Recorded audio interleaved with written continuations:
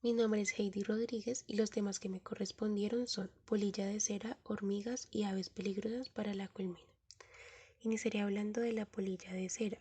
Estas son carroñeras y se favorecen de colmenas débiles. Destruyen panales no protegidos que han contenido cría o polen.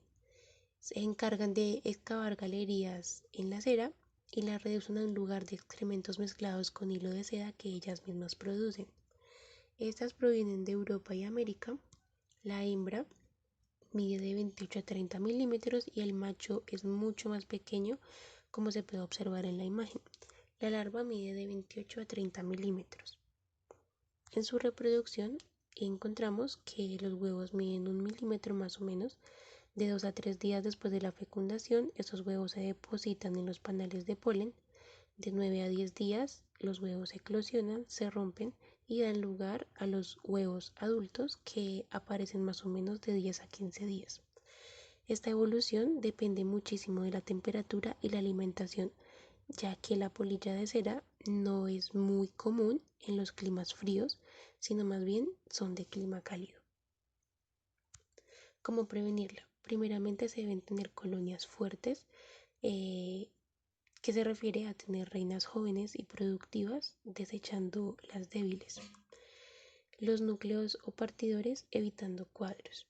Esto se refiere a adecuar el volumen de la colmena a la población y, si es posible, usar un núcleo evitando cuadros y sobre todo con polen, que es lo que más las atrae.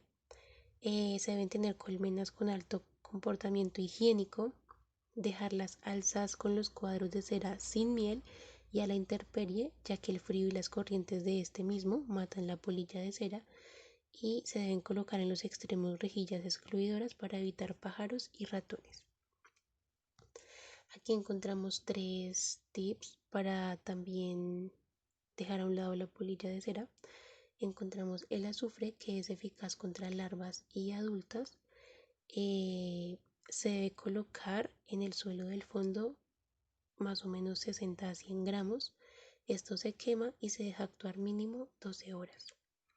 Encontramos el Bacillus thuringiensis, que es una bacteria que ataca a la oruga cuando es ingerida, y la congelación, que es introducir una cámara a menos 7 grados centígrados. Esta se dejaría allí 5 horas, o una de menos 15 grados centígrados y permanecería 2 horas.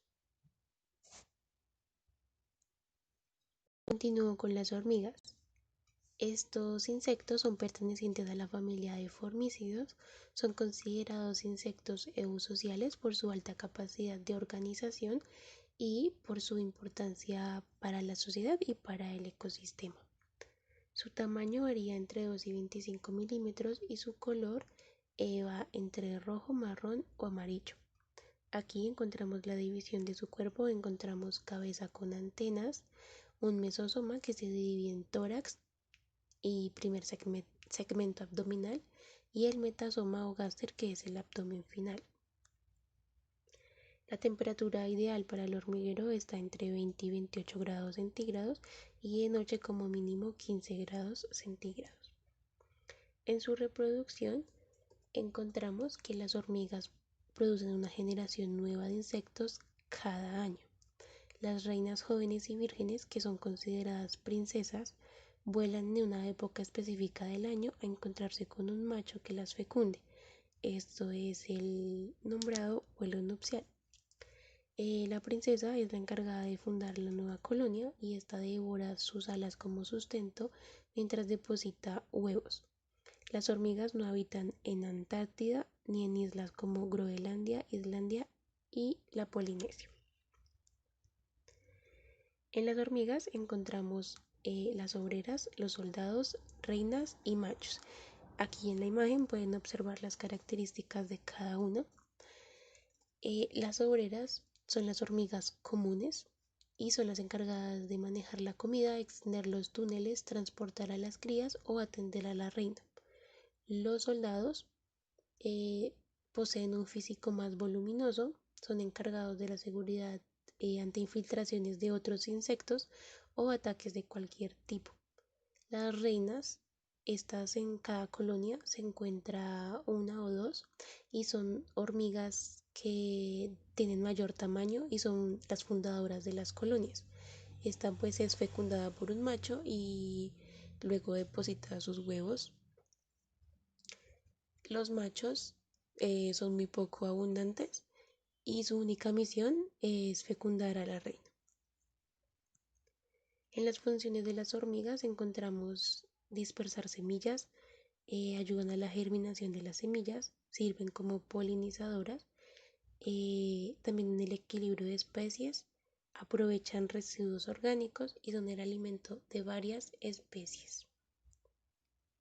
Bueno, las hormigas son realmente muy importantes y sin ellas encontraríamos un desequilibrio en el ecosistema, se acumularían materia orgánica en los suelos, morirían muchas especies animales y desaparecerían muchas especies vegetales que dependen de la actividad de las hormigas como polinizadores.